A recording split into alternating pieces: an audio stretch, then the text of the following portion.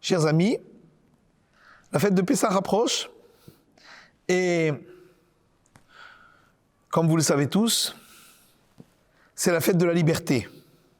C'est la fête qui commémore la sortie d'Égypte qui a eu lieu il y a plus de 3000 années et où les enfants d'Israël ont retrouvé leur liberté après 210 ans d'esclavage en Égypte.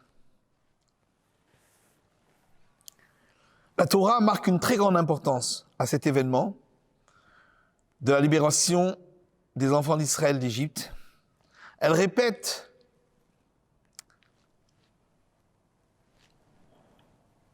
la citation de cet événement 49 fois dans le Pentateuque, ce qui montre l'importance que cet événement a, qui est totalement fondamental pour le peuple d'Israël. En réalité, on peut se poser une question. Nous disons dans la prière du soir, après avoir récité le schéma, Amotzi et Amo Israël mitocham lecherut olam, que l'Éternel a fait sortir son peuple d'Israël de l'asservissement des Égyptiens pour une liberté éternelle.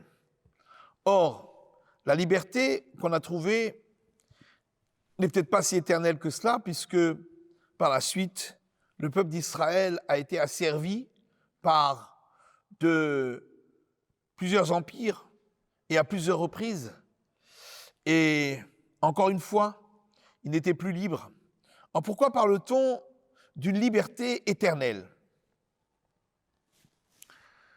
Le soir de Pessah, le soir du Seder, les 2 premiers soirs de Pessah, on doit boire 4 coupes de vin à différentes étapes de la soirée. Pourquoi 4 coupes de vin?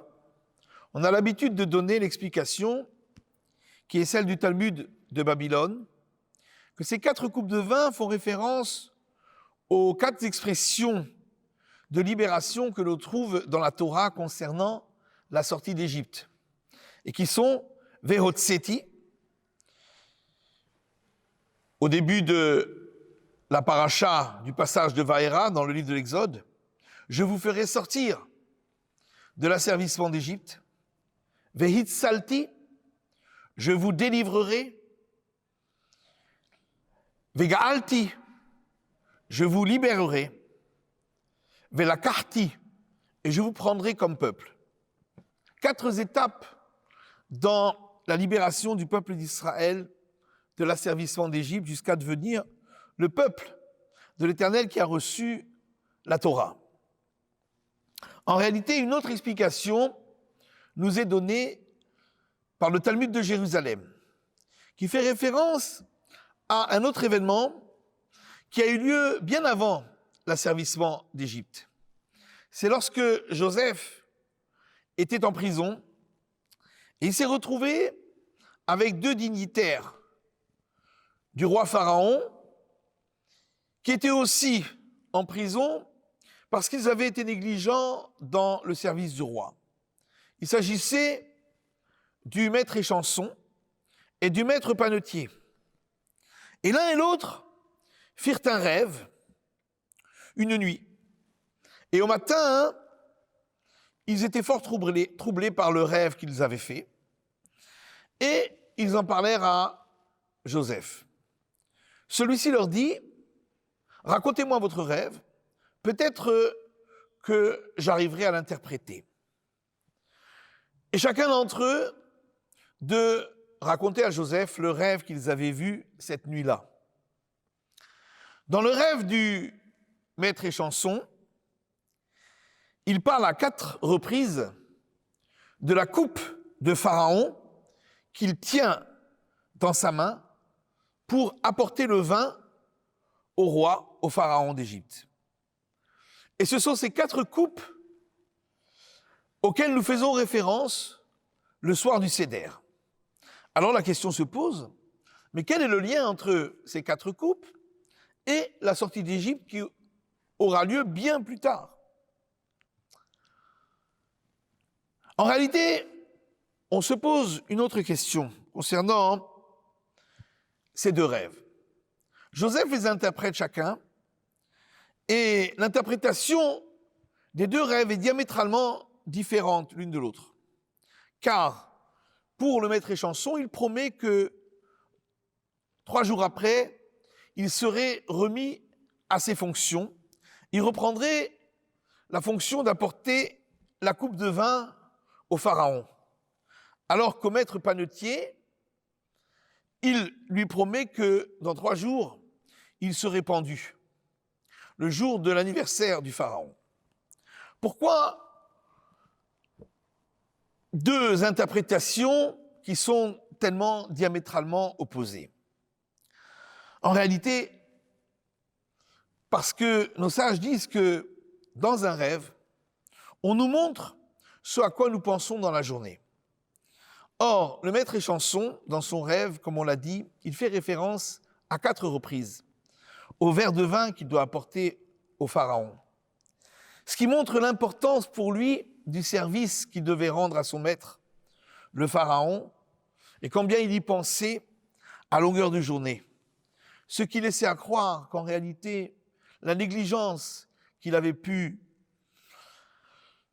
avoir lors de son service n'était pas si importante et que, effectivement, le rêve qu'il avait vu marquait son retour au service du pharaon. Alors que le panetier, lui, dans son rêve, effectivement, il parle des différents pains et pâtisseries qu'il portait sur lui, mais en aucun cas il n'y fait référence comme étant un service suprême qu'il va apporter au roi. Il y pense comme étant simplement de la nourriture qui est picorée par les oiseaux. Ce qui montre qu'en fin de compte, le service qu'il rendait au roi n'était peut-être pas aussi important pour lui qu'il le fallait. Et que la négligence qu'il avait pu avoir dans son travail était une véritable négligence, était due à un manque d'importance pour lui de la fonction qu'il avait. Et c'est pourquoi elle marquait le fait qu'il allait être puni définitivement. Et effectivement, pour nous, ces 4 coupes de vin que l'on trouve dans le rêve du maître échanson qu'il raconte à Joseph et qui montre l'importance pour lui du service qu'il devait apporter au roi et combien il y pensait à tout moment, eh bien ça a un lien direct avec la sortie d'Égypte. La liberté que nous retrouvons en tant que peuple lors de la sortie d'Égypte, c'est pas seulement la liberté de pouvoir faire ce que l'on veut, c'est la liberté de pouvoir être au service du roi, au service du Créateur qui va nous donner la Torah, et à travers l'accomplissement de cette Torah et des obligations religieuses qu'il nous a données, de pouvoir le servir.